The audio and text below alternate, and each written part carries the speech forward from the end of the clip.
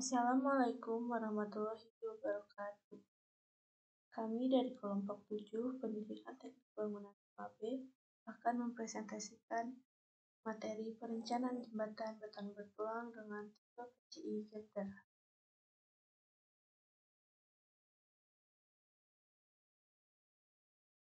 Kelompok 7 ini beranggotakan Chandra Rahayu, Rina Vidya, dan Fauzi Mubarok. Selanjutnya, pembahasan yang akan dibahas yaitu pembahasan jembatan, pengertian PCI girder, peraturan yang digunakan, data jembatan, lalu menentukan dan menghitung perhitungan yang akan dipaparkan selanjutnya. Yang pertama itu pengertian jembatan. Jembatan merupakan konstruksi jalan raya yang bertujuan untuk menghubungkan satu jalan dengan jalan lainnya yang terhalang dengan rintangan. Rintangan-rintangan itu biasanya berupa sungai, lembah, jurang, ataupun lainnya. Lalu pengertian jembatan beton bertulang. Jembatan beton bertulang adalah jembatan yang pembuatannya menggunakan beton bertulang. Jembatan ini terdiri dari dua bagian utama, yaitu struktur atas dan struktur bagian bawah. Pada bagian atas, jembatan ada bagian konstruksi jembatan yang disebut dengan balok girder. Lalu, apa itu PCI girder? PCI girder atau singkatan dari Pre-Stressed Concrete Girder ini yang dalam bahasa Indonesia dapat diartikan sebagai balok beton prategang berbentuk I. PCI girder adalah komponen struktural umum digunakan dalam konstruksi jembatan. Peraturan yang digunakan pada perhitungan kami yaitu SNI 1725 tahun 2016 tentang standar pembebanan untuk jembatan dan SNI 2817 2013 dengan persyaratan beton struktural.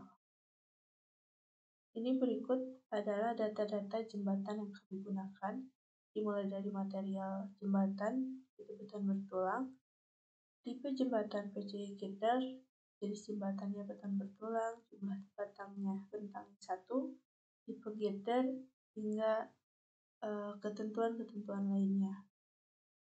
Lalu bagaimana menentukan jenis girder? Kami menggunakan katalog girder Wika Beton yang di dalam didapatkan jenis girder yaitu PCI H210 dengan mutu beton FC 70 MPa dengan jarak antar girdernya yaitu 1,4 meter. Lalu menghitung beban pada jembatan. Ini merupakan data-data tabel yang mengacu pada SNI.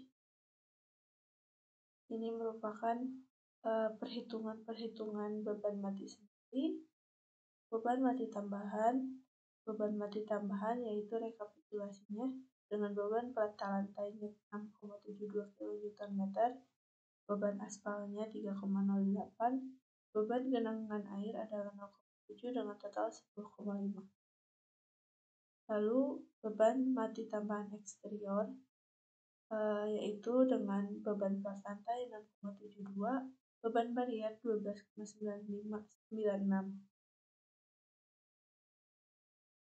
Untuk beban trotoar 7,2, lalu beban genangan air 0,7 kN per meter. Berikut tambahan rekapitulasi beban mati tambahan girder eksterior. Lalu ini merupakan perhitungan beban lalu lintas.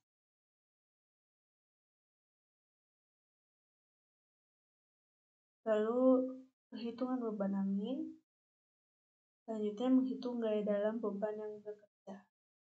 Ini merupakan gaya dalam beban angin yang meliputi girder interior dan eksterior.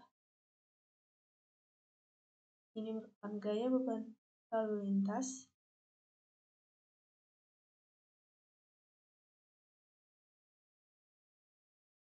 Ini merupakan perhitungan gaya dalam beban angin. Lalu selanjutnya adalah rekapitulasi pembebanan. Ini merupakan rekapitulasi beban hidup, rekapitulasi beban mati, rekapitulasi beban angin, lalu masuk kombinasi pembebanan. Kombinasi pembebanan dengan keterangan di layar. Lalu ini rekapitulasi dari pembebanan kuat 1. Lalu menghitung gaya prategang. Yang pertama itu menghitung momen inersia, menghitung gaya prategang interior, selanjutnya menghitung momen nominal,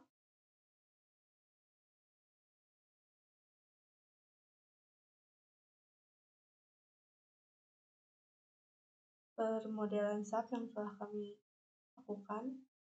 Ini merupakan beban mati sendiri gitar eksterior, lalu yang tengah beban mati sendiri gitar interior, lalu beban mati sendiri diafragma. Dan ini rekapitulasi dari gaya dalam interior, rekapitulasi gaya eksterior. Ini bentuk struktur jembatan beton. Baik, sekian, terima kasih. Sekian dari kelompok 7, terima kasih atas perhatiannya. Wassalamualaikum warahmatullahi wabarakatuh.